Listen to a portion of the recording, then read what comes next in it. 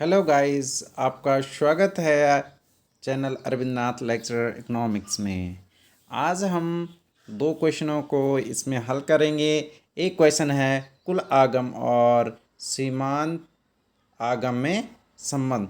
कुल आगम को बोलते हैं टोटल रेवेन्यू और सीमांत आगम को बोलते हैं मार्जिनल रेवेन्यू। तो टोटल रेवेन्यू और मार्जिनल रेवेन्यू में क्या संबंध है, हम पहले इस पर चर्चा करेंगे।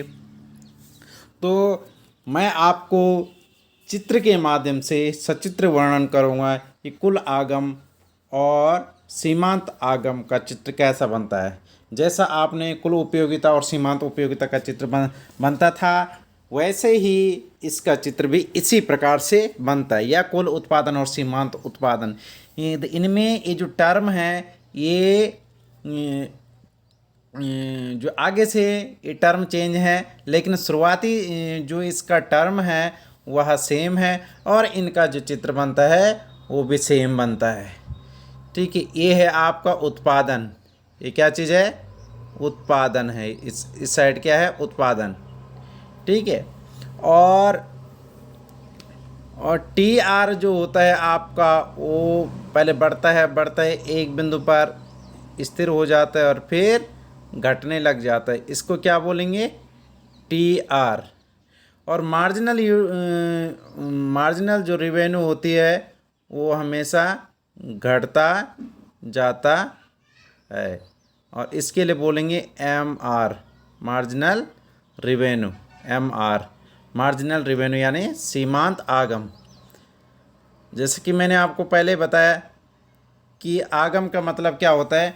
आगम का मतलब होता है कि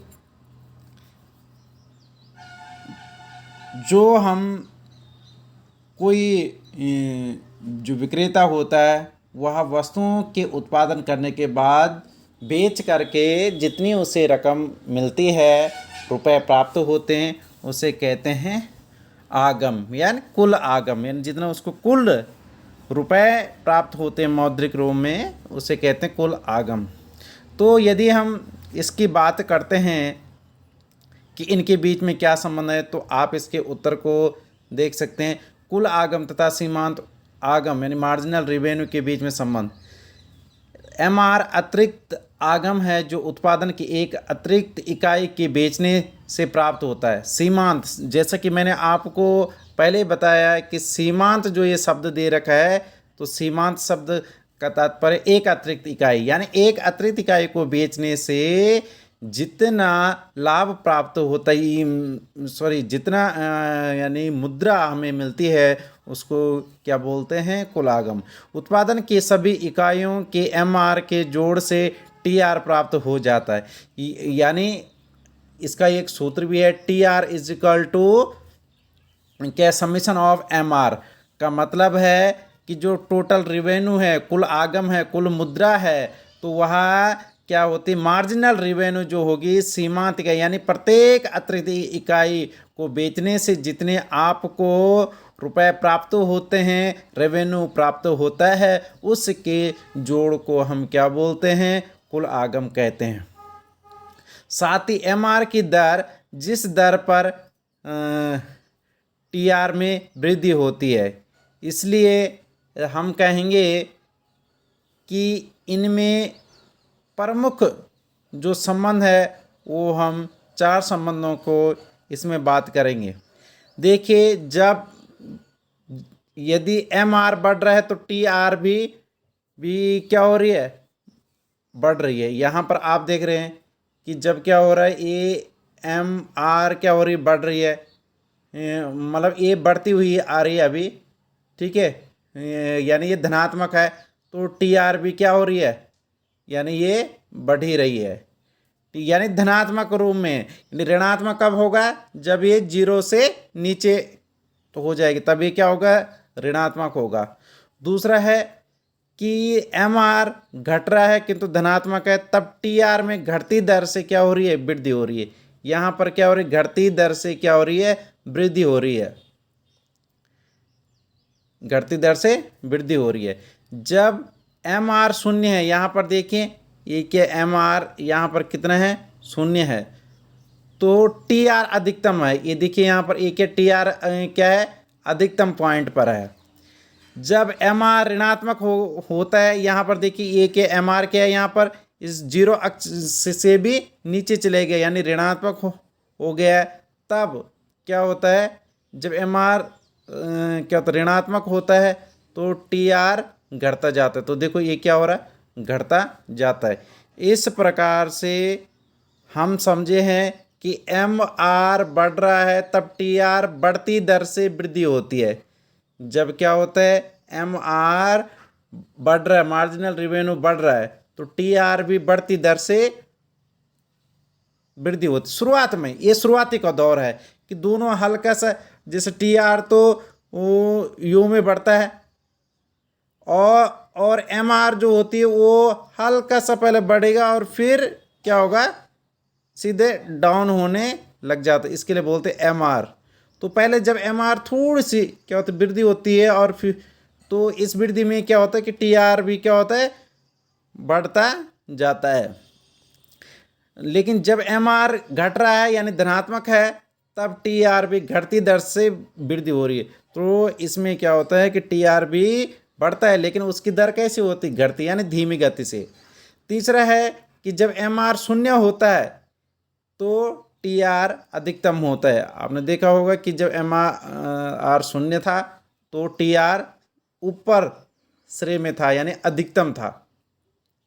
और जब एम आर ऋणात्मक होता है तो टी आर यानी टोटल रेवेन्यू, कुल आगम क्या होता है, ये घटता जाता है। तो ये वाला क्वेश्चन बहुत बहुत इम्पोर्टेंट क्वेश्चन है, और इस प्रकार के क्वेश्चन, ये संबंध वाला क्वेश्चन बार बार आपसे पूछा जाता है। यदि आप क्लास 12th के स्टूडेंट हैं तो क्लास 12th में आपसे ये 4 नंबर में ज़रूर पूछा जाएगा कि एम आर और टी आर में क्या संबंध है।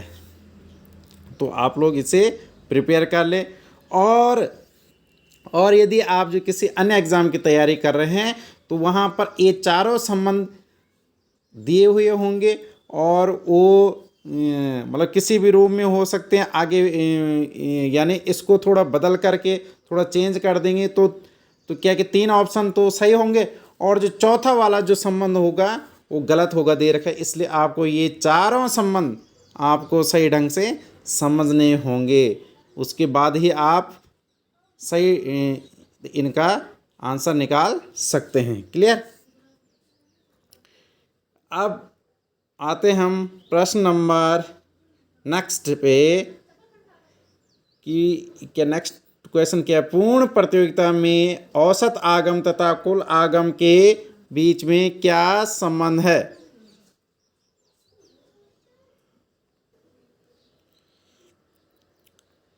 उत्तर है पूर्ण प्रतियोगिता बाजार में औसत आगम और कुल आगम के बीच में संबंध। तो पूर्ण प्रतियोगिता में औसत आगम रेखा कीमत रेखा यानी ए आर के नीचे का क्षेत्रफल कुल टी आर को दर्शाता है। यहाँ पर आप देख रहे हैं कि पूर्ण प्रतियोगिता बाजार में क्या होता है, जो आगम औसत आगम जो रेखा है,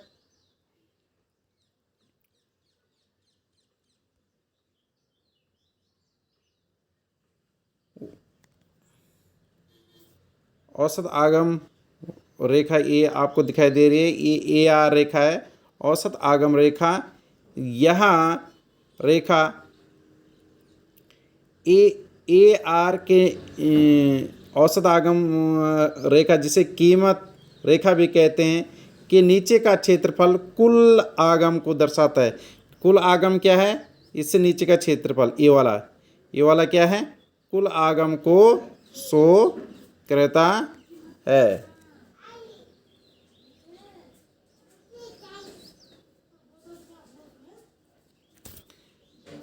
यहाँ पर टी आर, यदि हम बात करते हैं टी आर की, टोटल रिवेन्यू की, तो टोटल रिवेन्यू कितना होगा यहाँ पर, तो टोटल रिवेन्यू जो होगा यानी कुल जो मुद्रा प्राप्त होगी रिवेन्यू, वो क्या होगी, जितनी एक वस्तु की कीमत होगी और जितनी कुल इकाई बेची गई हो। तो यानी कीमत की गुणा कर देंगे बिक्री की मात्रा से, यानी T R is equal to price into quantity होगा। पूर्ण प्रतियोगिता बाजार में प्रति इकाई ए आर स्थिर रहती है और इसी कारण से पूर्ण प्रतियोगिता में A R is equal to M R होती है। देखिए, पूर्ण प्रतियोगिता जो बाजार है उसमें उद्योग के द्वारा कीमत निर्धारित होती है और फर्में एक समान कीमत पर वस्तुओं को बेचती है, यानी पूर्ण प्रतियोगिता बाजार में प्रति इकाई कीमत ए आर स्थिर रहती है और इसी के कारण पूर्ण प्रतियोगिता बाजार में A R is equal to M R. M R का मतलब एक अतिरिक्त इकाई को यदि वो बेचेंगे तो उससे जो मुद्रा प्राप्त होगी वो बराबर ही मिलेगी, क्योंकि जब कीमत क्या है, समान है। माना बात जो है, पहली इकाई को बेचा तो उसे 5 रुपये मिले, जब दूसरा सेब भी बेचेंगे तो 5 ही मिलेगा, तीसरा सेब भी बेचेंगे तो 5 ही रुपये, यानी 5 रुपये के हिसाब से उसको मिलता रहेगा।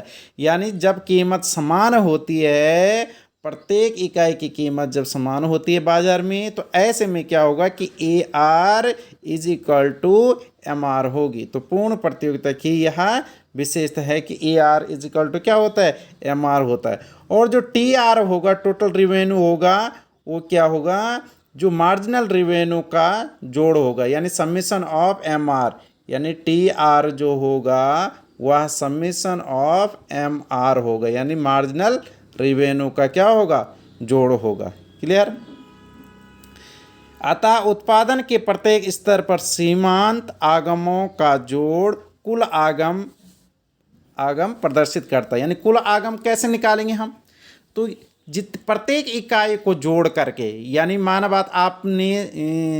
बात कोई क्या सेब का विक्रेता है और वो एक सेब को बेचता है, एक सेब का मूल्य यदि 5 रुपये है और वह टोटल 5 सेब बेचता है, तो 5 सेब से उसे कुल कितने रुपए प्राप्त जो होंगे, यानी टोटल रेवेन्यू कितने मिलेंगे उसके। यदि एक सेब का मूल्य यदि 5 रुपये है तो दूसरे से भी 5 होगा, तीसरे से का भी 5 होगा, चौथे से भी 5 होगा और पाँचवें का भी 5 रुपये होगा। तो टोटल कितने होंगे, तो हम क्या करेंगे, total revenue of marginal revenue को हम जोड़ देंगे। तो मार्जिनल रिवेन्यू क्या है, 5 5 5 5 5 5 5 5 और 5 को इन सबको क्या कर देंगे, जोड़ देंगे। तो इन सबको जब हम जोड़ देंगे मार्जिनल रेवेन्यू, यानी एक अतिरिक्त इकाई की बेचने से जितने रुपए प्राप्त होते तो उनके जोड़ को कहते हैं टोटल रेवेन्यू।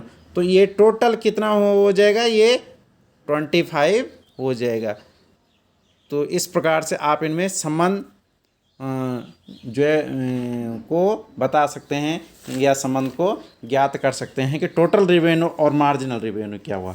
तो कहना है आपने कि टोटल रेवेन्यू जो होता है वो मार्जिनल रेवेन्यू का जोड़ होता है। और देखिए यहाँ पर, अतः उत्पादन के प्रत्येक स्तर पर सीमांत आगमों का जोड़ कुल आगम टी आर को प्रदर्शित करता है। तो यहाँ पर देखो A R is equal to M R है और ए वाला जो क्षेत्रफल है, यानी ए आर के नीचे वाला जो ये क्षेत्रफल है ए वाला, तो ए वाला क्षेत्रफल क्या दर्शा रहा है, टी आर को प्रदर्शित कर रहा है। तो इस प्रकार से हमने सीखा कि औसत आगम और कुल आगम के बीच में क्या अंतर है। तो औसत आगम वो रेखा के नीचे वाला जो भाग होता है वो क्या होता है, कुल आगम कहलाता है। यहाँ पर ये लिख भी रखा है कि टी आर जो होता है वह पी के क्यू, ये आपका जो क्षेत्र, ये आपका जो क्या दे रखा चतुर्भुज है यहाँ पर बना रखा है, ये इस चतुर्भुज के भीतर वाला जो क्षेत्रफल है यह कुल आगम को प्रदर्शित करता है। और कुल आगम एक लाइन आप और लिख सकते हैं कि कुल आगम जो होगा वह क्या होगा, ये ओपी जो होता है, ओपी यानी जितनी कीमत होगी और जितनी क्या होगी पूर्ति, यानी जितना यानी बेचेंगे मतलब इन्हें पूर्ति करेंगे तो ओ क्यू यहाँ पर क्या है, पूर्ति है। यानी इनकी गुणा, यानी ओ पी कीमत है और पूर्ति कितनी हो रही है, यानी बेच कितने रहे सामान, ओ क्यू हो रहे। तो इन दोनों के गुणनफल को हम क्या बोलते हैं, टोटल रिवेन्यू कहते हैं, या फिर हम कह सकते हैं कि T R is equal to area of P K Q O. Clear हो गया। तो ये दो चीज़ें आपने यहाँ पर ध्यान रखनी है। तो गाइज़ आज की वीडियो आपको कैसी लगी है, वीडियो को लाइक करें, कमेंट करें और शेयर करें। और यदि आप चैनल पर पहली बार आए हैं तो चैनल को सब्सक्राइब भी करने का कष्ट कीजिए। Thank you much.